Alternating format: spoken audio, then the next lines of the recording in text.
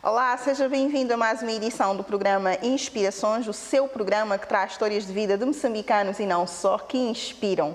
Como é o caso do nosso convidado de hoje, que tem um percurso extremamente extenso e inspirador. Nasceu na província de Inhambane, decano da comunicação, completa este ano 50 anos ao serviço do setor.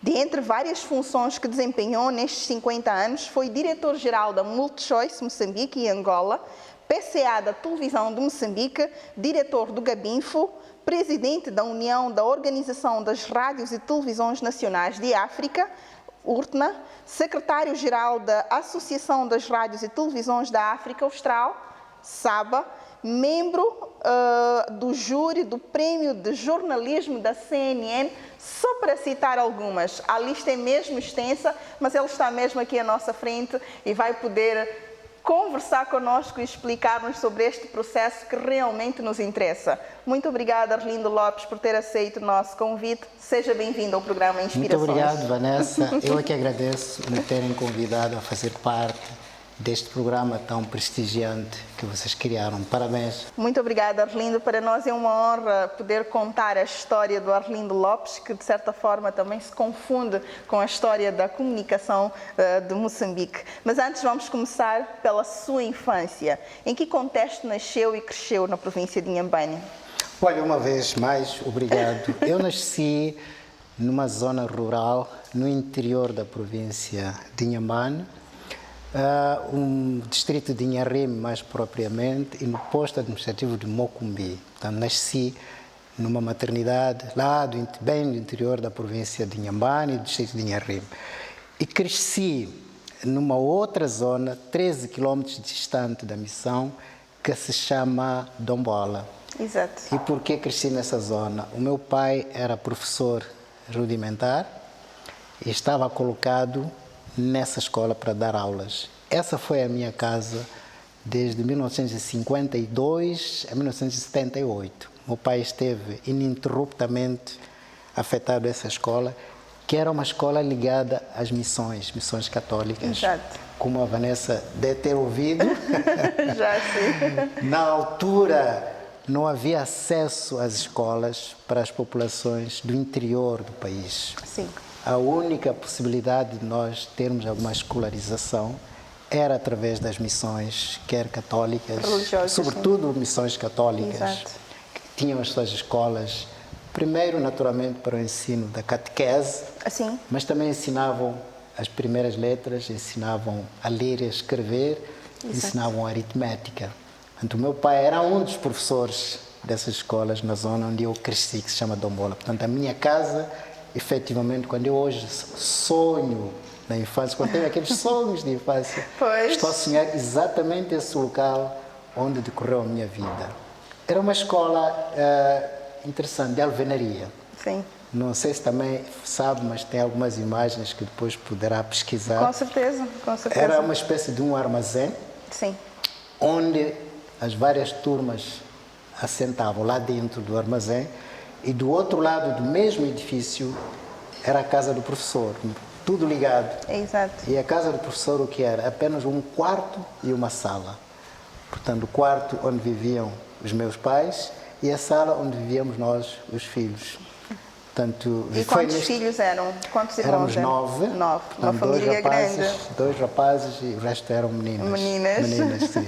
Portanto, E que lembranças o Arlindo tem da sua infância? Quais são as brincadeiras que mais gostava de fazer? Olha, muitas lembranças. A primeira, deixe-me dizer antes que eu tive o privilégio, pela condição do meu pai, que no campo, sendo um professor, dá um certo estatuto, é o mestre, não é? Tive o privilégio de viver no campo, mas a dormir sempre numa casa de alvenaria, a tal escola. Exatamente. Embora todos acanhados, no mesmo espaço, mas dormir sempre numa casa de alvenaria. Pois. Mas o ambiente à volta, todo ele, do campo, das crianças do campo, é o ambiente que eu vivi. As minhas brincadeiras eram com todos os meninos da zona, fossem eles alunos da escola ou simplesmente vizinhos, aquelas amizades que a gente forja na infância e que nunca mais desaparecem. Pois. E é com esses meninos que eu fazia as brincadeiras. Eu lembro-me de uma brincadeira que nunca me vou esquecer. E qual Chamava-se o jogo de Paulitos. Jogo de Paulito. Paulitos, nós chamamos Paulitos.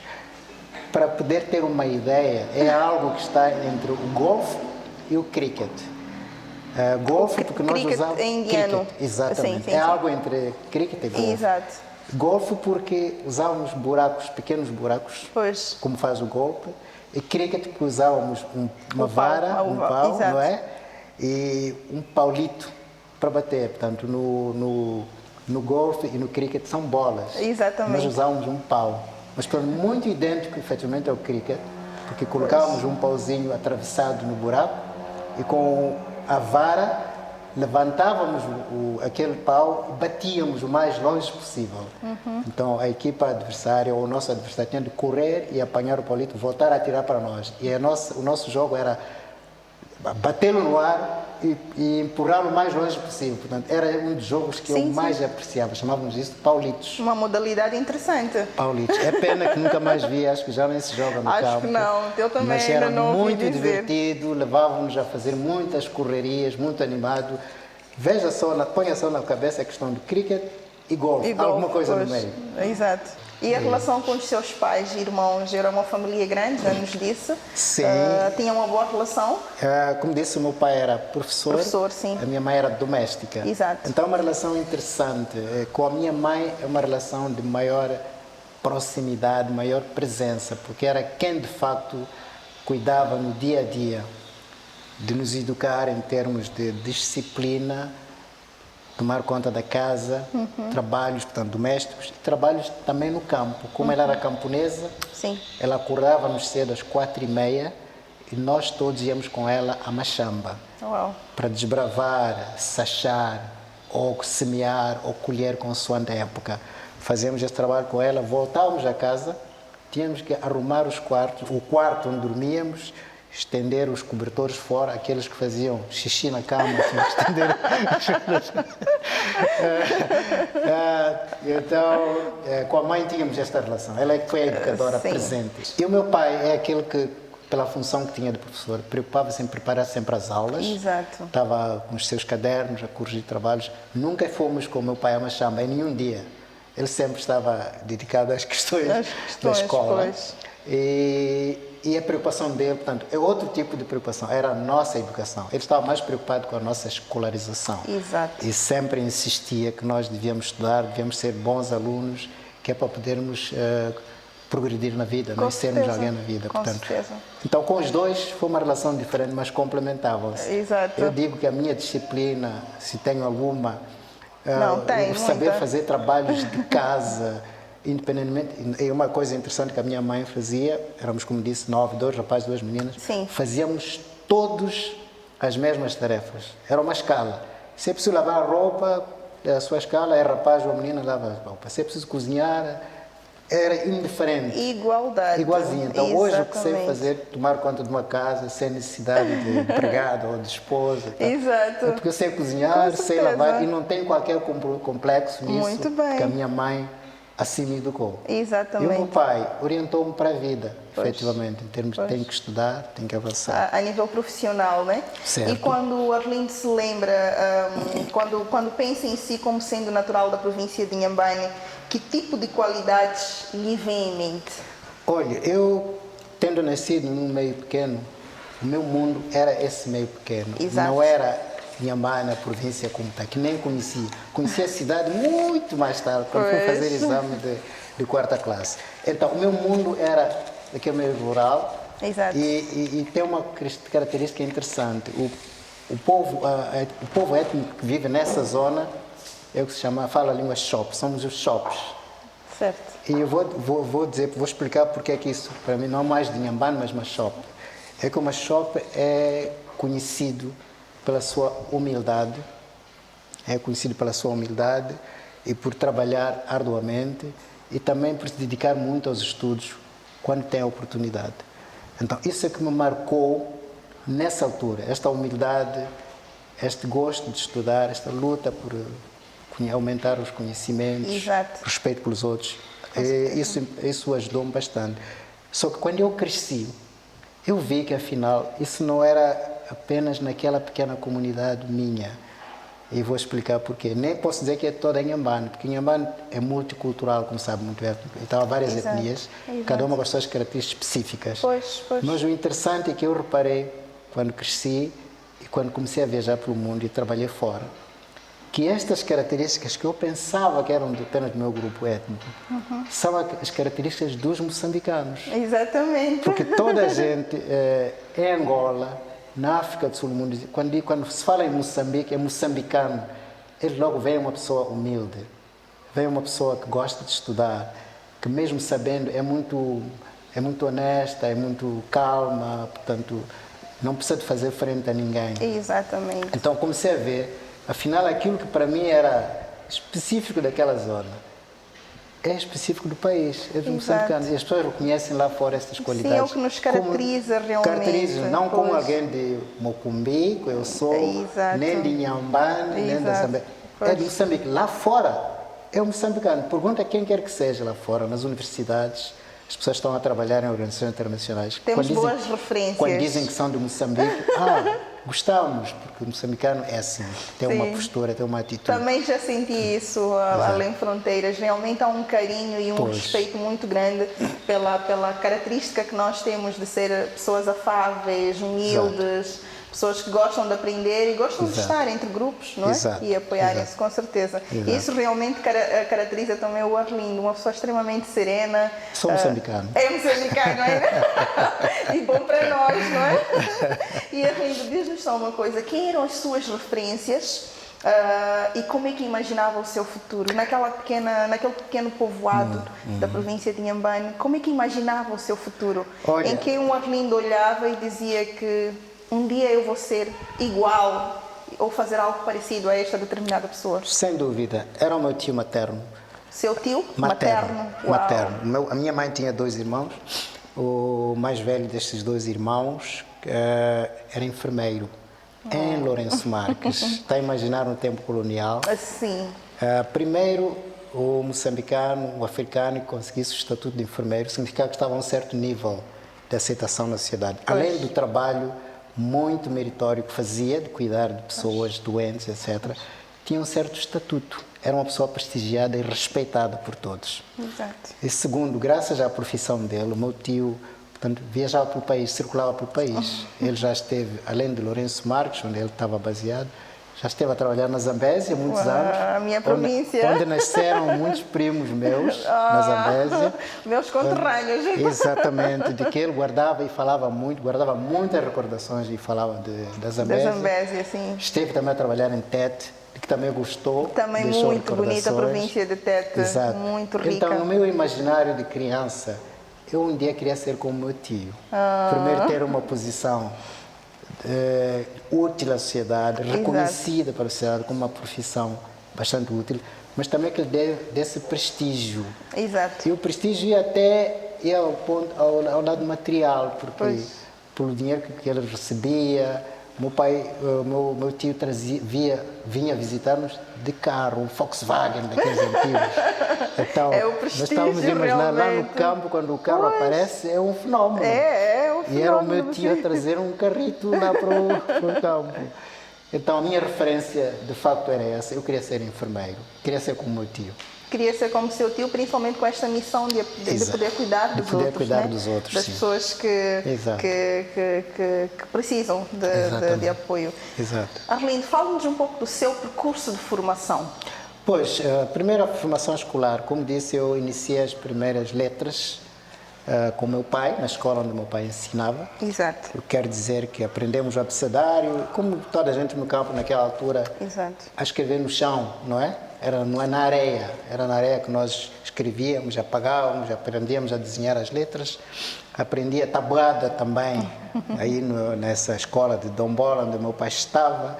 Portanto, até a 3ª classe. Meu pai só podia ensinar até esse nível. Sim. Depois passávamos para a missão, que era a escola principal, onde fiz a 3ª classe, na altura elementar, e a 4ª classe. Em uma palavra, concluí o ensino primário na missão. Naquela altura, depois do ensino primário, depois da 4ª classe, era passar para o primeiro ciclo, o ciclo preparatório. Exato. E não existia nem em Mucumbi, nem em Arrime, só em Inhambane ou em Lourenço Marques. Os meus pais, sendo camponeses, sem muitas posses, não tinham como me enviar para Maputo, ou Lourenço Marques, ou para Inhambane para continuar os estudos. Mas surgiu uma oportunidade, porque antes de se entrar no primeiro ciclo, havia um ano chamado Ano de Admissão aos Liceus. Portanto, além de fazermos a 4ª classe, tínhamos que fazer mais um ano de admissão aos liceus. Exato. E então fui enviado para mais uma missão, ao Moine, onde fiz um ano de admissão aos liceus. Fui acolhido por uma família muito simpática, muito humilde, não conhecia ninguém lá, mas que me acolheu durante um ano para eu poder estudar, fazer o exame de admissão. Então concluí assim todo o ensino primário, incluindo a admissão aos liceus. E voltei para casa, não havia mais nada a fazer. O normal nas crianças do campo, a partir daquela altura, é ir à África do Sul, ir às minas, ou tomar conta do gado, quem tivesse gado, etc. Mas o meu pai, pela relação que tinha, pela função que tinha, muito boa relação com os padres, o superior dele, chamava-se assim, Padre Superior Diamantino, ele disse ao meu pai: por que não mandas o teu filho ao seminário? Seminário? O que é isso? Não, para ser padre. Disse: não sei, mas vou falar com o meu filho. Eu era miúdo, 12 anos, 11 anos, e veio falar comigo com a minha mãe. Eu disse: não, padre não quero. A minha mãe também disse: não, eu quero netos, essa coisa de padre, não sei o quê. Então o meu pai voltou, foi falar com o padre: parece que o meu filho não quer ser padre e tal. E o padre foi extremamente pragmático, eu devo muito a esse padre. Porque ele disse: Fabião, que era o nome do meu pai, teu filho pode não querer ser padre, mas vai aproveitar os estudos. Manda ele para o seminário. Aproveita a estudar, em vez de ficar aqui em casa. Exatamente. Então ele veio falar comigo, disse: tá bem, assim já vou. Portanto, assim é que viajei para o seminário de Amatongas, na província de Manica agora. Exato. Que era um seminário franciscano. Sim. Para fazer o ensino secundário. Fiz lá o primeiro, segundo, terceiro e quarto anos dos liceus no seminário, e o 5º ano fiz já no colégio de Chimoio, chamava-se Colégio Nossa Senhora da Conceição, acho que agora liceu qualquer coisa Marra, não é? Exato. Era um colégio gerido por religiosos, mas era um colégio para todo mundo, já não era seminário, era um colégio para civis, aberto, com homens, mulheres, etc. E foi lá onde completei o ensino secundário, portanto, o 5º ano dos liceus. E lá fiz grandes amizades, que até hoje permanecem, com quem estudei lá. O Manuel Tomé, o falecido Felício Zacarias e outros. Conhecemos e estudamos juntos lá. Feito o 5º ano, mais uma vez o desafio. O que fazer? Não podia entrar para o ensino pré-universitário, que na altura era 6º e 7º anos. Sim. Então, fui transferido aqui para Maputo. E, mais uma vez, ainda estou no ensino missionário. Exatamente. Não é? E fiz aqui no antigo seminário São Pio X, ainda existe hoje, que era 108 de março, depois, onde fiz filosofia, 1º, 2º e 3º anos de filosofia. Isso era uma espécie já de bacharelato ou universidade, se compararmos com o outro ensino oficial. Era o equivalente à 7ª classe. Sim. Terminado esse nível, aí tive que tomar uma decisão, porque depois do curso de filosofia era preciso entrar para a teologia e seguir o ensino religioso, estritamente religioso. E não era o seu interesse? Então falei com o meu pai e disse: bom, é agora que eu vou sair. Então nessa altura abandonei o seminário e mais tarde fiz exames já no liceu, do 7º ano, já fora, e comecei a trabalhar muitos anos e já como funcionário sénior, até era diretor nacional de informação, voltei à universidade, onde cursei História. Não havia na altura comunicação social, eu já era jornalista, mas fui fazer História durante 4 anos e tive uma bolsa para estudar comunicação finalmente nos Estados Unidos. Uau! Então fui fazer um mestrado em comunicação na New York University, em 1993 a 95. Perfeito. Portanto, o meu percurso de formação académica é esse. Acho que vai fazer perguntas sobre a profissão, portanto, não fiz nenhuma. E essa é a desvantagem de entrevistar alguém com um percurso tão brilhante na área da comunicação. Já sabe o que vou perguntar a seguir e é realmente isso que eu gostava de saber. Em que momento o Arlindo decidiu que iria seguir o seu caminho profissionalmente? Interessante. Quando estava em Chimoio, como lhe falei que passei por Chimoio, Sim, não é? No sim, colégio, sim. há uma organização que chamava-se Lions Club de Vila Peri. Chimoio chamava-se Vila Peri. Que é uma espécie de Rotary, mais ou menos, hoje, Rotary Club e tal. Exato. Que promoveu um concurso de literatura, um concurso literário para estudantes dos ensinos primário, secundário, sim, primeiro ciclo e segundo ciclo. Portanto, primeiro, depois segundo ciclo, primeiro ciclo e segundo ciclo. Exato. Para se escrever o melhor conto de Natal. Era um concurso com prémios e tudo isso, né? E esse concurso era destinado a todos os estudantes do distrito, na altura, Manica e Sofala. Portanto, tanto de Manica como de Sofala. Sofala, sim. E eu concorri, como tantos outros estudantes. Concorri estimulado por meu professor de português, que ele dizia que eu escrevia muito bem, um professor português, ele também era português, José Alves, que dizia que eu escrevia muito bem, que eu devia concorrer. Concorri. Imagine, foi em fevereiro de 1969, em pleno tempo colonial, no colégio, a maior parte dos estudantes eram filhos de colonos, e não só, eram brancos. Eram brancos, pois. Negros éramos meia dúzia, praticamente no quinto ano. Concorri e ganhei o primeiro prémio de todo o distrito de Manica e Sofala. Muito bem! E ganhei o prémio, fiquei muito feliz naturalmente. Imagino. Mas mais que isso, é que a comunicação social interessou-se. O Diário de Moçambique, que era um grande jornal na Beira, ainda hoje existe, mas na altura era um jornal de grande prestígio, enviou um repórter para a cerimónia de recepção de prémios. Sim. Né? E cobriram a cerimónia, publicaram no jornal e entrevistaram-me. E só que não ficou por aí. O jornalista disse: tu não queres ser nosso correspondente? Disse: correspondente? O que é isso? Eu não sei nada de jornalismo. Não, não é problema, tu escreves bem, é só nos mandar informações sobre todas as atividades que decorrem aqui em Vila Peri, principalmente de âmbito escolar. Se vocês têm competições de jogos, de desporto, não é? Coisas que acontecem, manda-nos notícias, nós vamos publicar. Eu, não, mas eu não sei. Não, manda-nos, nós saberemos como fazer. Então, a partir daí, comecei a colaborar com o jornal. Eu mandava informações, algumas eram publicadas, outras não, mas publicavam mais as de caráter desportivo, porque eles não estavam lá. Sim. E, claro que não assinavam o meu nome, mas eu era o correspondente deles, informal, digamos assim. Não assinavam o seu nome? Não, porque mandava informações, não era... Eles depois faziam, naturalmente, a redação final, o enquadramento, conforme as regras jornalísticas, mas eu era o colaborador deles. Pois. E o professor continuou a incentivar: você deve ser jornalista. Como vê, você... Porque ele sabia desta combinação, deste convite, ele incentivava: você devia ser jornalista, você devia ser jornalista. Eu comecei a meter na cabeça: de facto, se calhar, se eu escrevo bem, falo bem português, por que não? E comecei a ler muito jornal. Portanto, como correspondente de jornal, recebia um jornal gratuitamente, todos os dias, o Diário de Moçambique. Comecei a ler mais jornais, comecei a escutar muita rádio. Disse: isto é capaz de ser... É interessante, não é? Exatamente. Ainda bem que tomou essa decisão, Arlindo, para o bem do nosso país. Nós vamos a um curtíssimo intervalo e voltamos logo de seguida. Não saia desse lado, porque tem muito mais no próximo bloco com este moçambicano que tem uma experiência de 50 anos na área da comunicação. Fique atento, até já.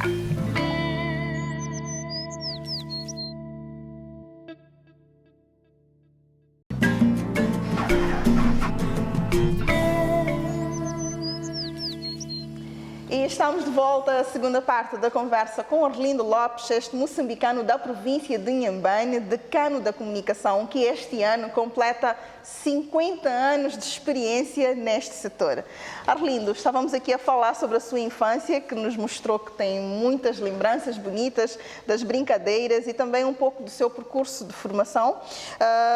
Tem um percurso no mundo da comunicação que remonta à altura da independência. Completa 50 anos este ano, certo? Certo, mas deixe-me dar o background, porque são 50 anos. Na verdade, entrei para a comunicação social em 1972.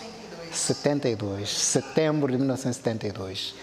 Foi o primeiro emprego que eu solicitei depois de deixar o seminário, como disse, depois de deixar de estudar. Sim. Pedi emprego à revista Tempo, ouviu falar na revista Já Tempo, conheço, muito prestigiada. muito prestigiada. Pois. Não fui chamado. E a segunda porta que bati foi de um jornal que aqui existia, que se editava em Maputo, chamado Diário. Pertencia à Arquidiocese de Lourenço Marques. Era um jornal dos padres, mas um jornal diário mesmo, que saía todos os dias. Estava naquelas instalações onde hoje são da TDM, ao pé da Catedral. Era um grande jornal de circulação aqui no país. Então, eu fui aceito. E foi onde me iniciei nas atividades jornalísticas. Fui admitido, fui repórter, publiquei vários artigos na altura, mas interrompi quando fui chamado para o serviço militar obrigatório. Portanto, mas comecei em 72, efetivamente, com uma interrupção durante 18 meses. Exato. E voltei à comunicação social em 74. Daí já foi antes da independência. Sim, um ano antes da independência. Durante o governo de transição. Pois. Na altura em que os jornalistas, a maior parte dos jornalistas que eram portugueses, começou a retirar-se de Moçambique, sair de Moçambique. Sim. O jornal precisava de quadros para continuar a publicar o jornal. Pois. E lançou um concurso público para recrutamento de jornalistas, e eu concorri. A primeira vez que concorri para uma atividade, depois vou explicar porquê, profissional, e fui admitido imediatamente. O chefe de redação, Ariosa Pena, que me conhecia dos artigos publicados no Diário, não teve dúvidas das minhas capacidades, admitiu-me imediatamente. Portanto, comecei exatamente nessa altura, setembro de 74, a trabalhar no Jornal de Notícias. E aí iniciei a carreira jornalística por excelência, portanto, no jornalismo ativo, durante 12 anos ininterruptos. Portanto, de 74 até 86, por aí, até foi mais, não é? Em que estive como jornalista ativo. E depois disso, passei para outras tarefas, depois falaremos mais tarde. Com certeza. Mas dentro da área da comunicação social, o que faz com que todos os anos decorridos, desde 72 até hoje, praticamente, foram sem qualquer interrupção na área da comunicação social. E muitos parabéns, Arlindo, pelo seu contributo e por essa experiência, por este percurso de 50 anos na área da comunicação. É mesmo uma biblioteca deste setor para Moçambique. E como é que caracteriza o cenário na altura em que começou a trabalhar na área da comunicação? Pois, como estava há bocado a contar, o cenário em 74 era de grande carência de jornalistas.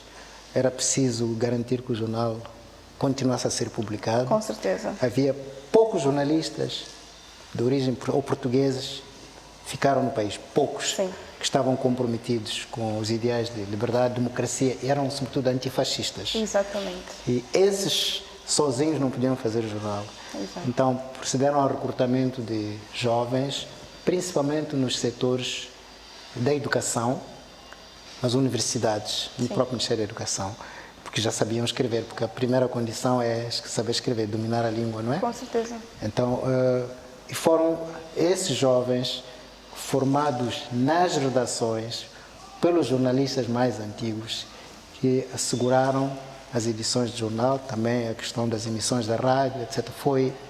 Esse cenário era o cenário. A entrada de uma lufada de jornalistas jovens que queriam seguir o jornalismo. Exato. Não sabiam, não tinham estudado jornalismo, mas sabiam escrever, estavam empenhados em colaborar para disseminar informação. Eu, como se dizia na altura, mobilizar o povo para as tarefas da revolução. Exato. Através do trabalho que os jornais e a rádio faziam. Com certeza. Este era o cenário que encontrei quando entrei. Portanto, não havia escolas, aprendíamos nas relações, aprendíamos dos mais velhos. Como disse, alguns dos portugueses cá ficaram, mas também havia um pequeno punhado de jornalistas moçambicanos, que já vinha também do tempo colonial, que eram excelentes repórteres. Um deles era o Abel Fife, que é muito conhecido aqui, mas não é só. Sim. E que também ajudaram um pouco os mais novos a assimilar rapidamente as ferramentas do jornalismo.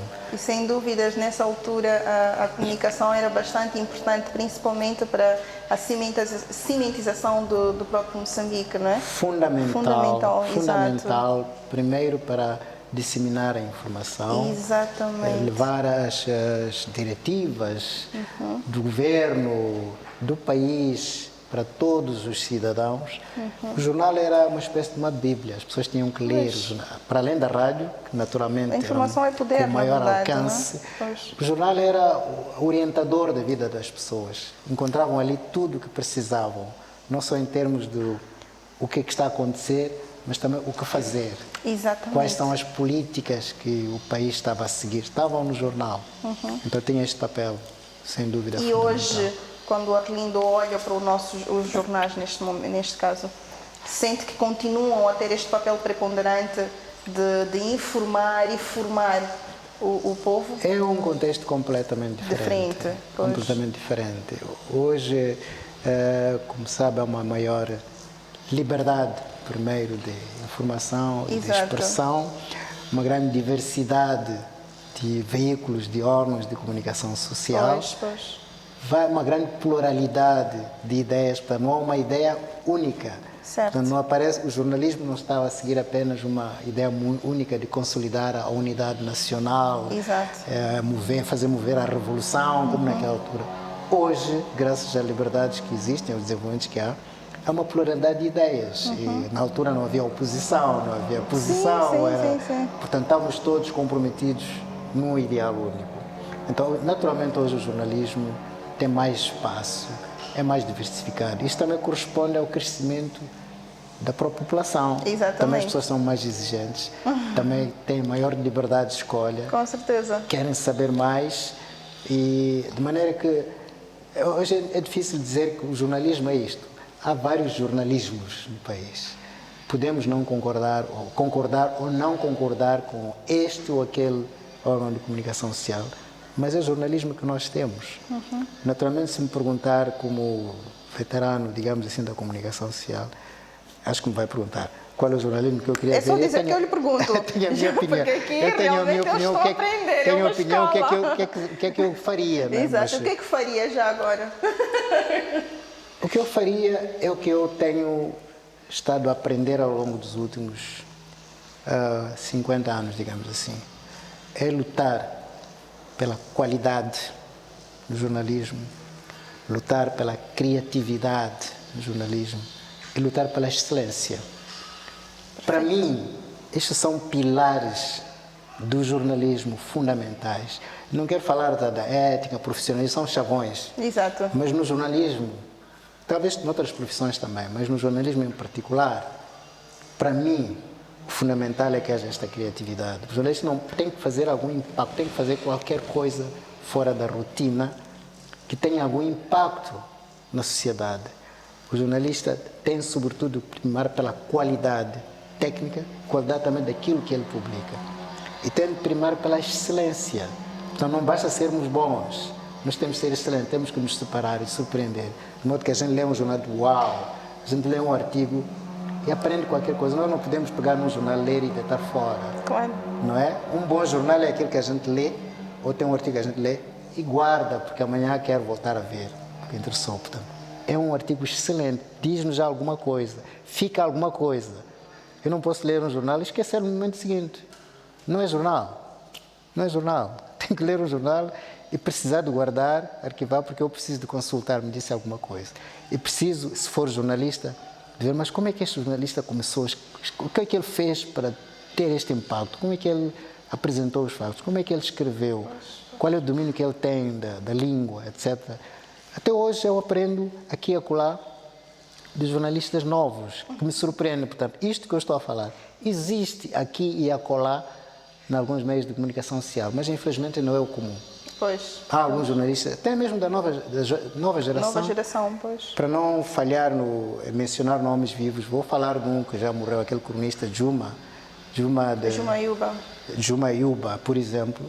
Eu, quando regressei ao país, comecei a ler as crônicas dele, não quis acreditar. É um jovem jornalista. Até quando eu falo de criatividade, tem que inovar o estilo dele de escrever, exato, a maneira como abordava os assuntos, quer dizer, a intervenção social que ele fazia.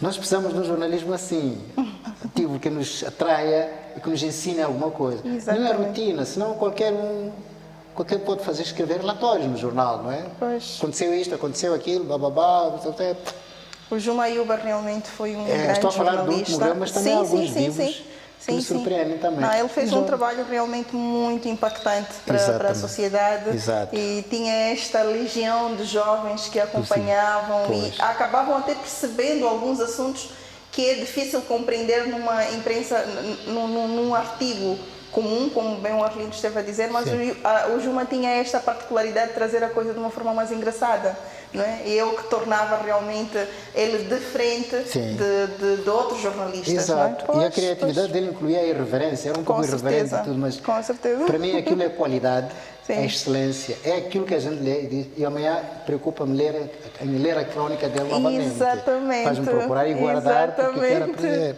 Para mim é Pois. E dentre vários acontecimentos ou momentos em que o Arlindo teve, por falar agora em jornalismo e imprensa escrita, qual é o que mais marcou a sua passagem na imprensa escrita em particular? Uau! Uau!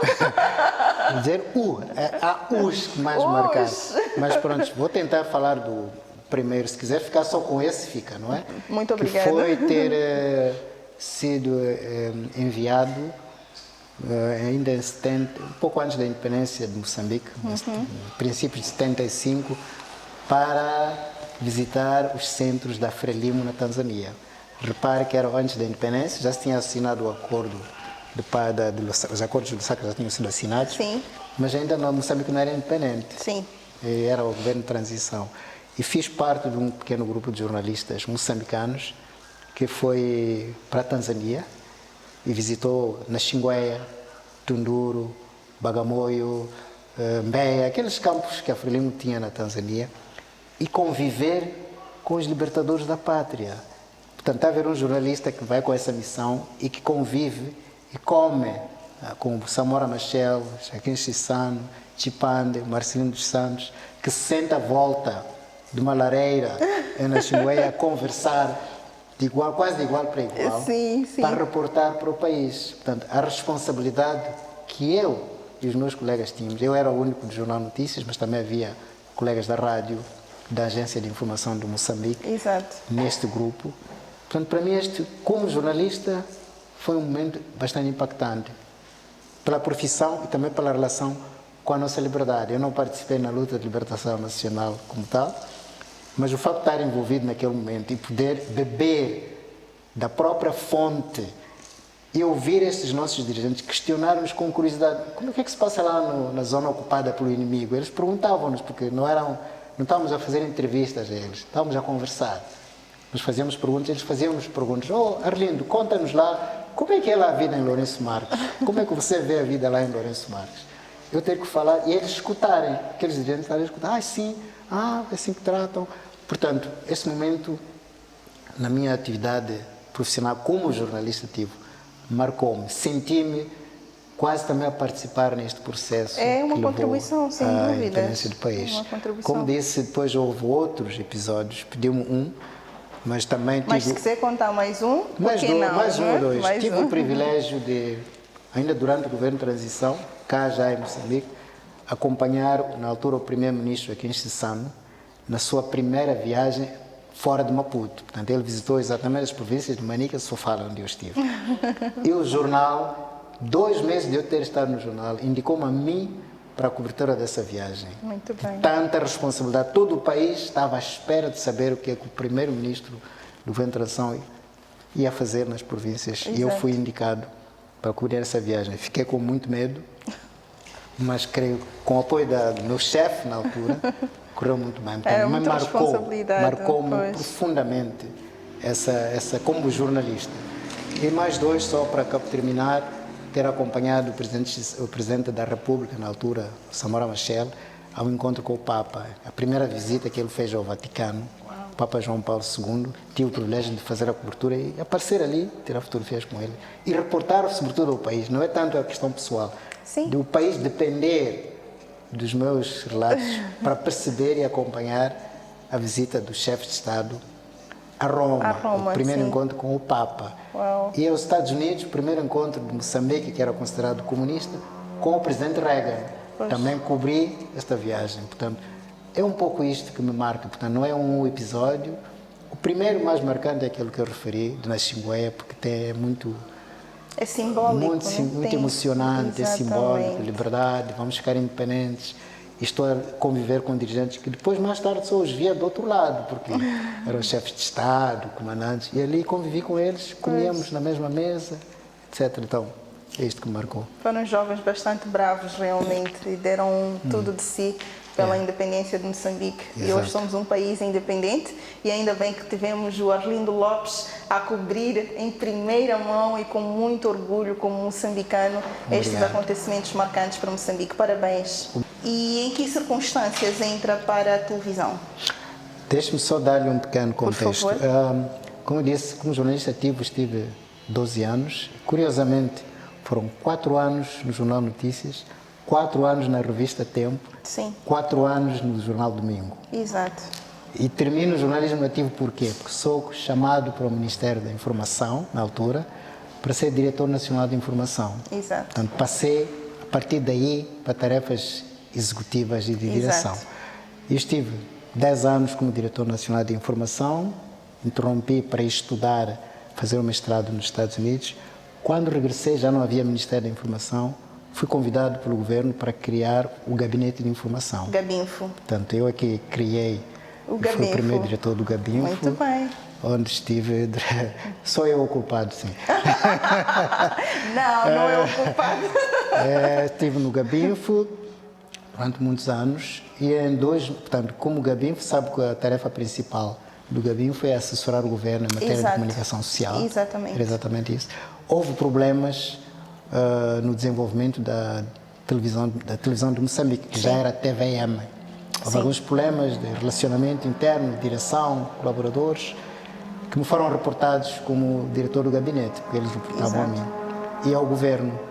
E o governo decidiu que eu devia acumular as funções de diretor do Gabinfo e PCA da televisão, até Muito se bem. encontrar uma solução. Portanto, é Exato. nessas circunstâncias que eu passo para a televisão em 2002. presidente do Conselho de Como presidente do Administração. Conselho de Administração, digamos, Exato. interino, Sim, acumulando as funções Acumulando como diretor até também do 2002. Gabinfo. Pois. mas tirando este fato circunstancial, devo dizer que isto, para mim, foi uma oportunidade de ouro, porque embora tivesse trabalhado no ativo na imprensa, sobretudo na imprensa, e nunca na televisão, na rádio, fiz apenas um programa temporário na televisão, de 6 meses. Exato. Para mim, a televisão era a nova paixão, do ponto de vista profissional. Tanto assim que, no mestrado, o meu trabalho, diploma, toda a investigação que eu fiz foi relacionada com o desenvolvimento da televisão em Moçambique. Em Moçambique. E o meu Muito trabalho interessante. foi exatamente a televisão em Moçambique. Então, era a minha nova paixão. Então, esta oportunidade de dirigir a TVM Sim. permitiu-me compreender melhor o meio e pôr em prática, talvez, algumas das coisas que eu tinha aprendido ou investigado durante a minha formação nos Estados Unidos. E que tipo de desafios e oportunidades o Arlindo encontrou na televisão de Moçambique naquela altura? Desafios eram enormes, desde já, que até hoje persistem, a limitação de meios humanos, meios materiais, meios financeiros. Isto é um desafio, creio que permanente na televisão, só que naquela altura eram muito maiores. Falta de câmaras, falta de pessoal qualificado, falta de recursos financeiros para aquisição de conteúdos, etc. Mas, sobretudo, tive oportunidades. E as oportunidades também, eu prefiro falar nas oportunidades que foram imensas, Pois. de dirigir uma equipa da televisão que era essencialmente jovem. Como sabe, a maior parte dos quadros da televisão se formaram na própria televisão. Exatamente. Poucos vieram dos meios existentes ou da Sim, rádio, sim, etc. sim. Foram dali, uma equipa jovem que precisava ainda de se formar. Portanto, era uma oportunidade única de criarmos uma televisão nacional, de facto com características próprias. E esses jovens tinham muito entusiasmo, muita vontade de trabalhar, mas precisavam naturalmente de uma certa referência, uma certa orientação. Este era um desafio enorme, dizer-lhes o que vocês fazem, o que têm vindo a fazer, tudo bem, mas tentem fazer melhor. Exato. Vejam como é que as televisões mais conceituadas fazem, inspirem-se, não se contentem com os elogios baratos que recebem, porque há uma cara que aparece na televisão, recebe uma palavrinha nas costas, és um bom apresentador, a pessoa não deve ficar inchada a pensar que já está realizada. Claro que não. Então é preciso que tenha alguns modelos, tenha algumas referências para poder avançar. É um estudo. Exato, um estudo permanente para crescer, exceder-se naquilo que faz, tornar-se excelente. Este era um desafio enorme. E o outro desafio grande que encontrei, a televisão já era uma empresa pública, mas ainda não estava, os seus órgãos não estavam definitivamente estruturados. Então o grande desafio foi criar instrumentos que permitissem à televisão trabalhar como empresa, mas dentro de determinados critérios. Por exemplo, precisamos ter um estatuto editorial, não existia. A direção editorial do jornal não pode depender apenas da vontade de cada um. Tem que haver regras. Exatamente. Então definimos um estatuto editorial. Definimos também um regulamento interno para a empresa. Definimos carreiras profissionais. Isso é fundamental numa empresa. A empresa não pode crescer sem isto. Exato. E este foi também um desafio, uma oportunidade que tive de criar estes instrumentos, juntamente com os meus colegas. Exatamente. E depois interagir com os telespectadores. Todos nós estamos a aprender televisão, os fazedores e os telespectadores que estavam a ver, ainda estavam, digamos, a aprender a ver televisão. Então criamos um espaço de interação em que mensalmente o Conselho de Administração ia ao estúdio e em direto respondia às preocupações dos telespectadores. Chamava-se Fórum TVM, em que faziam todas as perguntas sobre a televisão. Nós, ali ao público, eu e os meus colaboradores, respondíamos, interagíamos com os telespectadores. Isso permitia-nos melhorar o nosso desempenho, mas também melhorar os conteúdos, saber o que é que as pessoas gostam de ver na televisão, o que é que não estão a gostar de ver, Exatamente. etc. Portanto, isso foi também uma oportunidade que tive de saber, de uma maneira informal, dialogar com os telespectadores. Com certeza. E, por último, dar maior visibilidade e prestígio à televisão pública. Tentar criar uma televisão respeitada, relevante no país. Visibilidade com continuar o programa de expansão da televisão. Só tínhamos centros de televisão em Maputo, Beira e Nampula. Então era preciso expandir para as outras províncias. Pusemos em Cabo Delgado. Hoje, felizmente, ela tem em todo o país. Na altura não era. Esse também era um desafio. Exato. E não só, além fronteiras. Então uma das oportunidades que tive foi colocar o sinal da televisão no satélite, desde essa altura.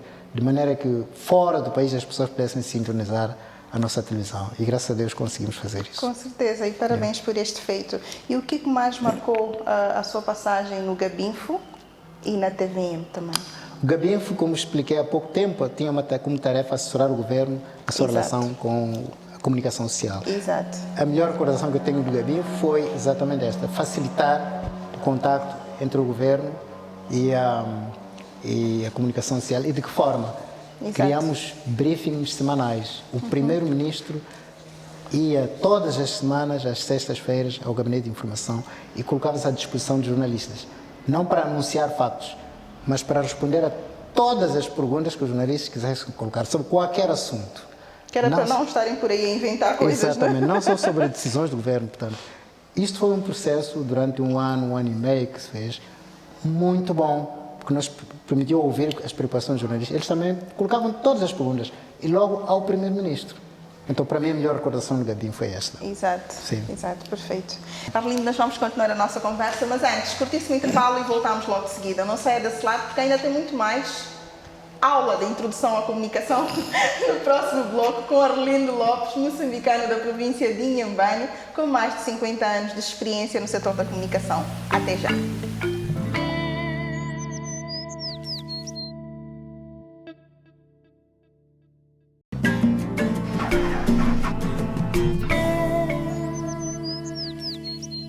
Estamos de volta à última parte da conversa com este moçambicano da província de Inhambane, com mais de 50 anos de experiência no setor da comunicação, Arlindo Lopes. Arlindo, estamos a falar sobre o seu percurso profissional, que já nos mostrou ser bastante inspirador, e também estávamos aqui a aprender um pouco sobre a aula de introdução à comunicação, porque realmente é uma aula. Arlindo, depois da TVM, abraçou novos desafios no setor privado, com quais o destaque para MultiChoice.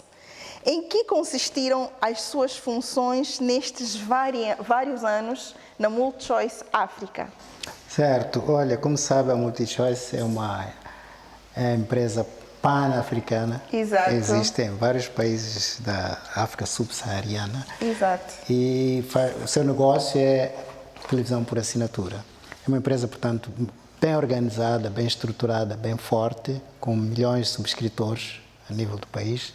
E foi realmente para mim um grande desafio ser convidado a juntar-me à MultiChoice. Não concorri, fui convidado, com o objetivo de dirigir uma área que se chama a área de assuntos regulatórios e corporativos. Exato. Para Angola e Moçambique. No meu caso, portanto, eles já tinham, não havia na MultiChoice um diretor para assuntos regulatórios da África. Eles queriam alguém que olhasse em particular para o mercado de língua portuguesa, que era um mercado importante para a MultiChoice. Portanto, fui recrutado exatamente para dirigir a área de regulatória e de assuntos corporativos para Angola e Moçambique. Como Angola era o mercado mais rentável para a empresa, eu fiquei baseado em Angola, mas a partir de Angola tomava conta de Moçambique. E o meu trabalho era facilitar ou criar condições para o negócio crescer nos dois países. De que forma? Criar um ambiente favorável. É bom que fique claro que não era marketing, não era promoção, não era relações públicas. Assuntos regulatórios é outra coisa. A nossa missão era, primeiro, garantir que a empresa conheça a legislação vigente no país, de modo a que não cometa atropelos no seu negócio, conhecer perfeitamente. Segundo, quando eu criar condições para desenvolver-se, era ajudar as instituições do país a desenvolverem a sua legislação, sobretudo na área de comunicação social, que permita uma maior abertura, um maior investimento na área de comunicação social. Então, isso implicava o quê? Uma relação muito estreita e permanente com os chamados stakeholders. Eram os reguladores, os governos, sobretudo as áreas ligadas à comunicação social, que não é só informação, como tecnologias de informação e comunicação, comunicações, etc., mas também com parceiros outros, como sejam mesmo empresas concorrentes, e por aí fora. Exato. Jornalistas, inclusivamente. Exato. Então, o diretor de assuntos regulatórios fazia esta interação, interface entre a empresa e estes parceiros todos, para criar este ambiente favorável, para eles entenderem o negócio da MultiChoice, mas também para facilitarem o seu trabalho dentro de regras pré-estabelecidas. E por que é que nós intervíamos muito na área da legislação?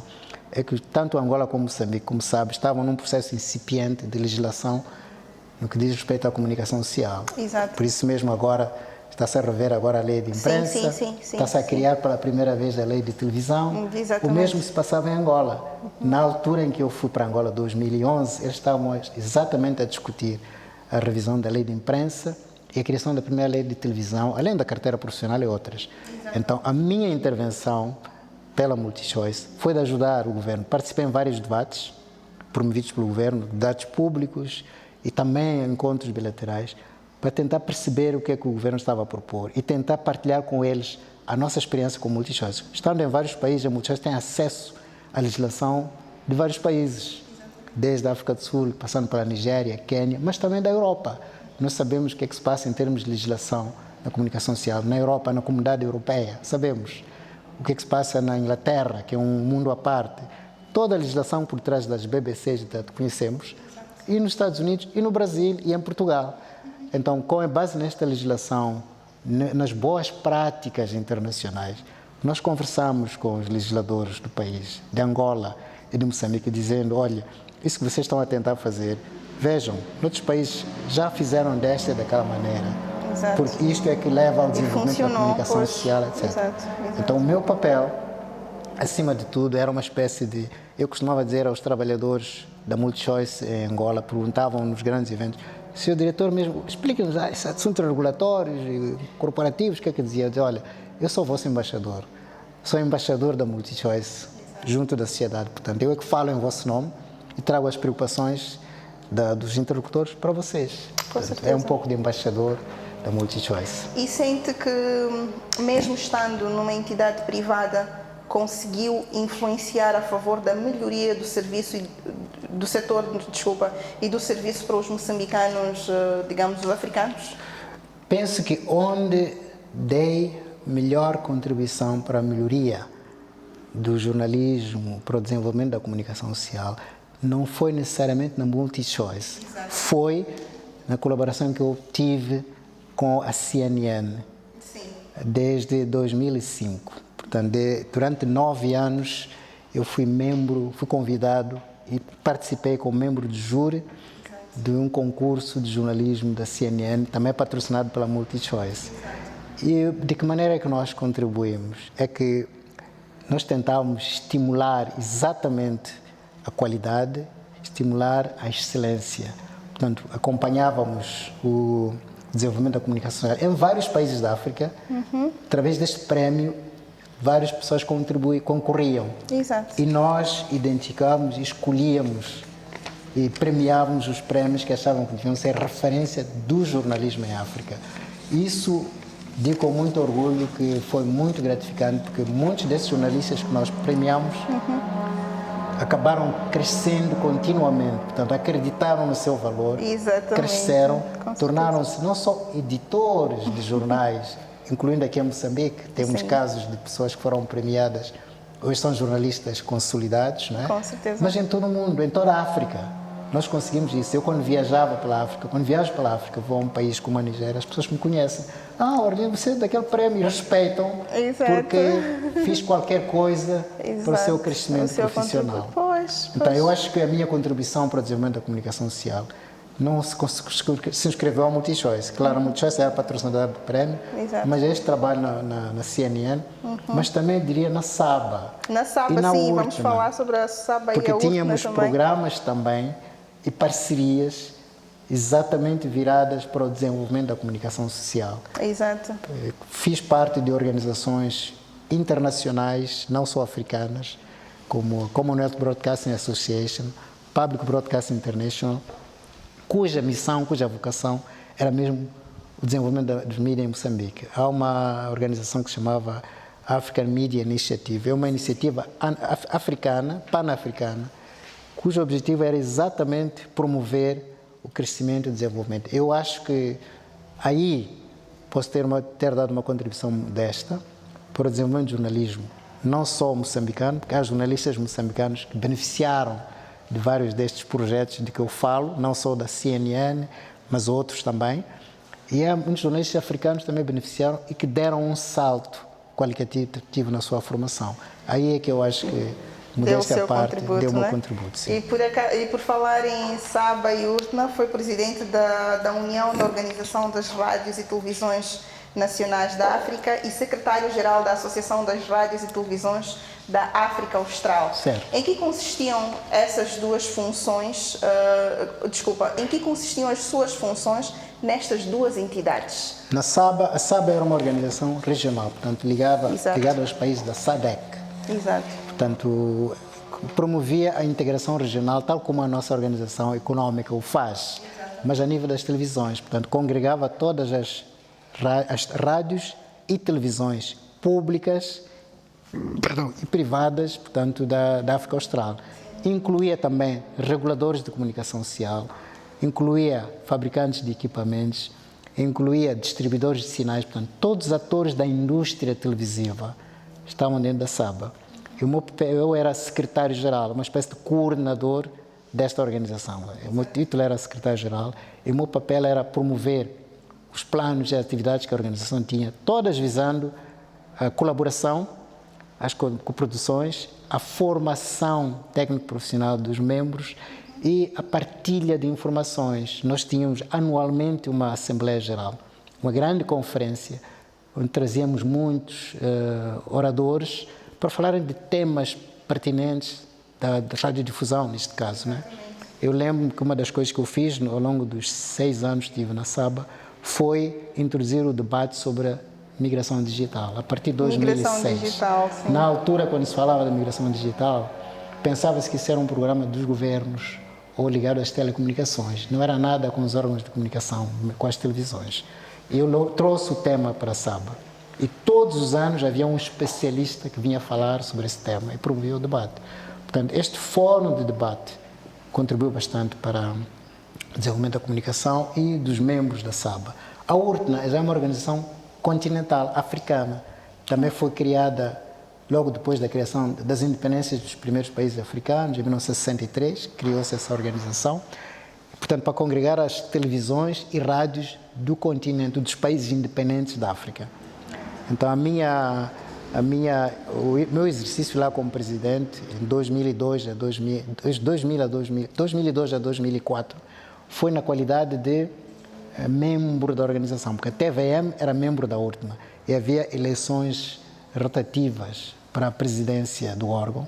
Então, nesse período, eu fui eleito presidente da URTMA e a missão era a mesma, coordenar, embora continuasse PCA da televisão, como presidente do Conselho de Administração, coordenar as atividades desse organismo em benefício dos membros. O organismo tinha o seu secretário executivo, diferentemente da SABA, em que eu era o secretário executivo, na URTMA eu era o presidente do Conselho de Administração e tinha um secretário executivo que estava no dia a dia a olhar para os interesses da organização. O que nós fizemos foi também revitalizar a organização, que depois das independências dos países estava um pouco moribunda, e dar-lhe alguma relevância em todos estes projetos semelhantes ao da SABA.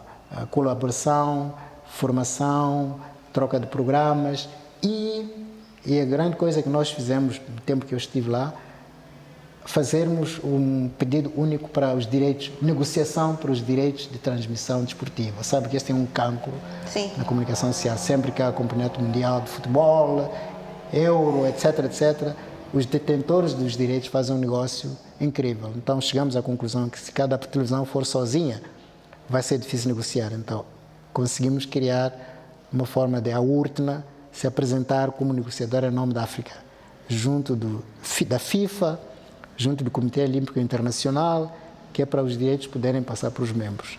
Foi um dos grandes desafios que fizemos durante o meu mandato na URTMA. E de certeza que se orgulha por ter passado por estas duas entidades, sem não dúvida, é? Sem dúvida. Aprendi muito, mas também dei um pouco a minha contribuição.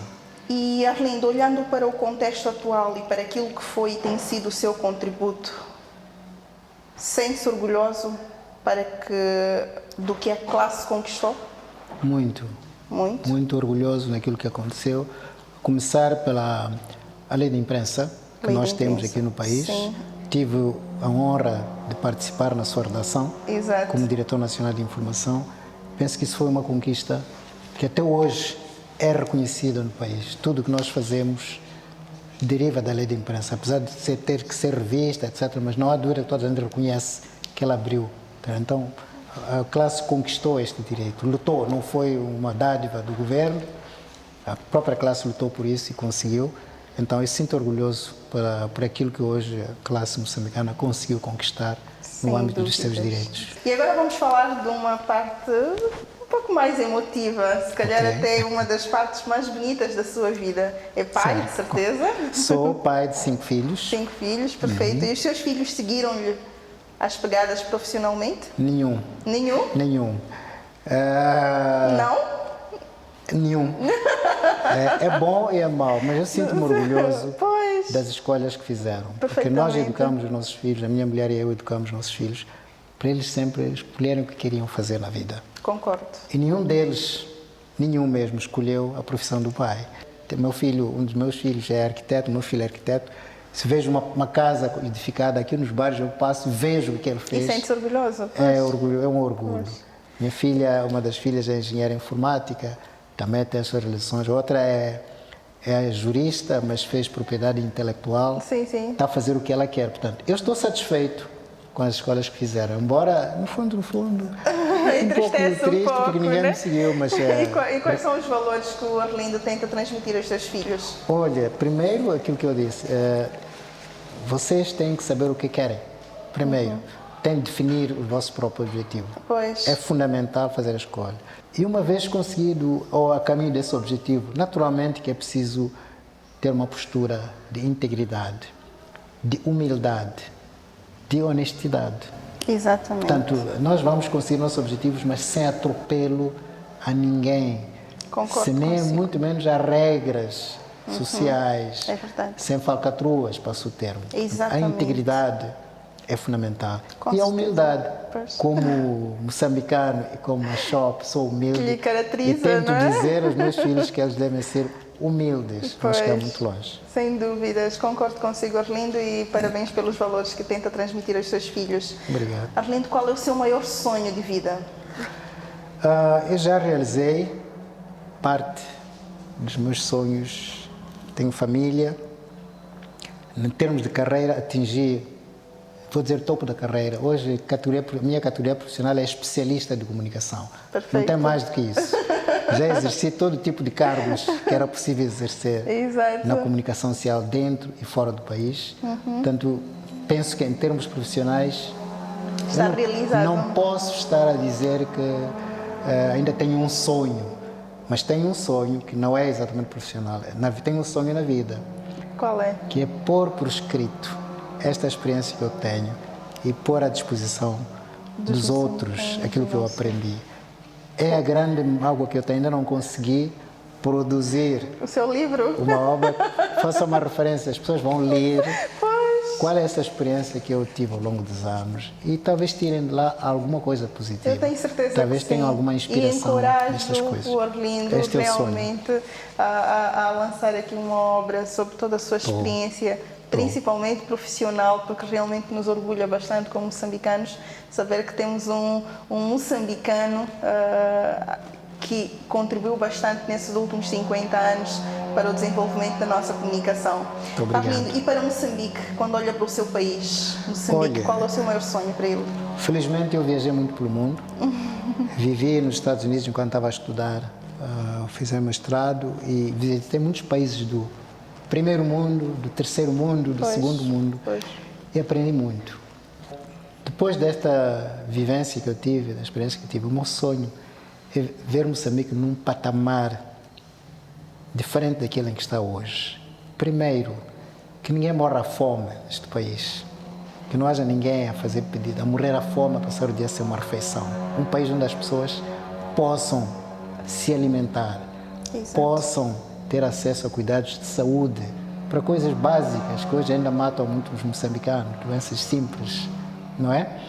E tenham a possibilidade de educação, acesso a uma educação de qualidade, que é o que lhes vai permitir crescer e chegar muito longe. E ter um país, portanto, que possa ser uma referência para os outros. Portanto, um país, a partir destes pressupostos do seu próprio povo, sem fome, saudável, educado, ter um país que seja uma referência para os outros, porque nós temos muito para dar ao mundo. Os poucos valores que nós temos lá fora, em termos de pessoas que estão a trabalhar em organismos internacionais, que são reconhecidos, cujo valor é reconhecido, saíram daqui. Exatamente. E há certamente muitos mais poderiam sair se houvesse condições para que isso acontecesse. Portanto, eu quero ver um país onde nós possamos estar desta maneira, que possamos também, como é que eu vou dizer, privar com os outros sem qualquer constrangimento. E possamos dar, não só para receber, dar também o nosso contributo. Porque há muito talento em Moçambique, como está mais do que visto, que contribui lá fora, Exato. que pode continuar a dar o maior contributo em todas as áreas. Exato. Educação, na saúde, medicina, engenharia, incluindo engenharia nuclear. Temos engenheiros, temos professores nucleares aqui no país, por aí fora. Então tem que ser um país assim, que depois possa estar no mundo e seja visto como um parceiro, efetivamente. E como também uma referência que possa ajudar os outros. Concordo. Isto é que eu gostaria de ver do Moçambique. Com certeza. E o que lhe inspira? A mim inspira-me a atitude das pessoas que se esquecem de si mesmas e tentam ajudar os outros. Pessoas altruístas. A todos os níveis, desde a nível religioso, a nível humanitário.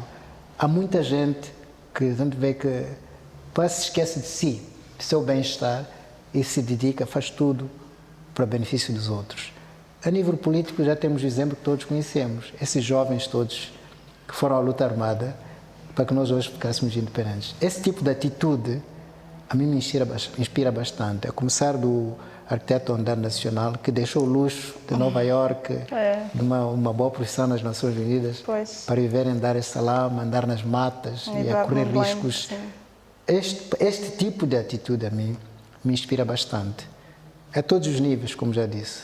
todos os níveis, em todos os setores, humanitários, religiosos, políticos, académicos. Isto para mim é que me inspira. Arlindo, não imagina a honra que nos concedeu por esta entrevista. Este é aquele momento em que, infelizmente, vou ter que me despedir do Arlindo Lopes e agradecer pelo tempo que despendeu em conceder-nos esta entrevista, mas antes gostávamos que deixasse ficar cá uma mensagem para aqueles jovens, para aqueles profissionais da comunicação, para aquelas crianças e não só, para este povo maravilhoso que se caracteriza como um povo muito simpático, humilde, que é o povo moçambicano. Uma mensagem do Arlindo Lopes, através do programa Inspirações, para o povo moçambicano. Por favor, fique à vontade. Muito obrigado, Vanessa. Olha, o que eu diria a vocês, jovens, crianças, não só os que querem seguir o jornalismo, como querem se ingrar na vida, é apenas uma coisa: nada acontece por acaso. Nós temos de saber o que é que nós queremos fazer, em primeiro lugar, e temos que trabalhar muito duro para alcançar esse objetivo. Tudo resulta do empenho e de um trabalho muito duro, nada é fácil. Segundo, e neste processo temos que acreditar em nós, nas nossas capacidades. Todos nós somos capazes de chegar muito longe. Não há fronteiras, não há limites para ninguém. Nós podemos chegar muito longe aonde nós queremos chegar, se acreditarmos em nós. Em terceiro lugar, temos que saber aproveitar as oportunidades, porque nem tudo depende apenas de nós. Ao longo da vida há oportunidades que nos surgem. Temos que saber agarrá-las e desenvolver-nos no meio dessas oportunidades. Falando da minha própria existência, nem tudo foi meu mérito pessoal. Foram-me dadas oportunidades para o fazer. Eu descrevi nesta entrevista como fui parar a Naxinguéia para visitar as zonas libertadas, porque o jornal me enviou. Passei para a televisão, não porque eu tivesse concorrido para a televisão, fui mandado para a televisão. Juntei-me a MultiChoice, não porque eu tivesse concorrido, houve uma oportunidade, convidaram-me, acharam que eu tinha mérito e convidaram-me para a MultiChoice. Fiz parte da CNN como membro de júri. Mais uma vez, não foi um concurso. Surgiu uma oportunidade, indicaram-me, acreditaram em mim e eu acreditei que era capaz de fazer isto. E quando nós estamos neste tipo de desafios, temos que fazer sempre o melhor que nós podemos fazer. Nós temos que nos exceder, em inglês é excel, não? Aqui não é exceder, tentar obter a excelência no que fazemos. Não é só fazer as coisas que nos mandam fazer, mas tentar fazê-las da melhor maneira possível. Eu penso que esta é uma receita muito boa para qualquer profissão, mas no jornalismo em particular.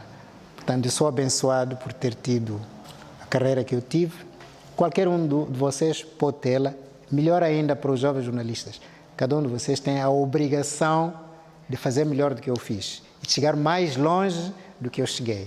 É isso que eu vos desejo. Muito obrigada. Espero que tenham acompanhado aqui esta mensagem de encorajamento e este conselho deste decano da comunicação com uma experiência de mais de 50 anos.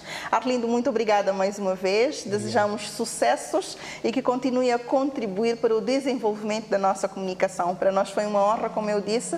Muito obrigada mais uma vez por nos ter concedido esta entrevista. Muito obrigado, eu, Vanessa, por me terem convidado mais uma vez. Espero que a conversa seja útil a outras pessoas que querem crescer na nossa profissão. Com certeza. Muito obrigada. E assim foi a nossa conversa com o Arlindo Lopes, moçambicano da província de Inhambane, com mais de 50 anos de experiência no setor da comunicação. Espero que tenham gostado desta entrevista e tenham aprendido principalmente a frase em que o Arlindo deixou cá ficar. Nada acontece por acaso. Exige sacrifício, determinação, humildade e foco. No final, tudo acaba bem, como a nossa entrevista. Eu paro por aqui com a promessa de voltar na próxima semana com mais inspirações. Até lá, continue a acompanhar as nossas páginas Facebook, Instagram e YouTube. Muito obrigada pela audiência e obrigada por ter acompanhado o programa Inspirações. Até para a semana.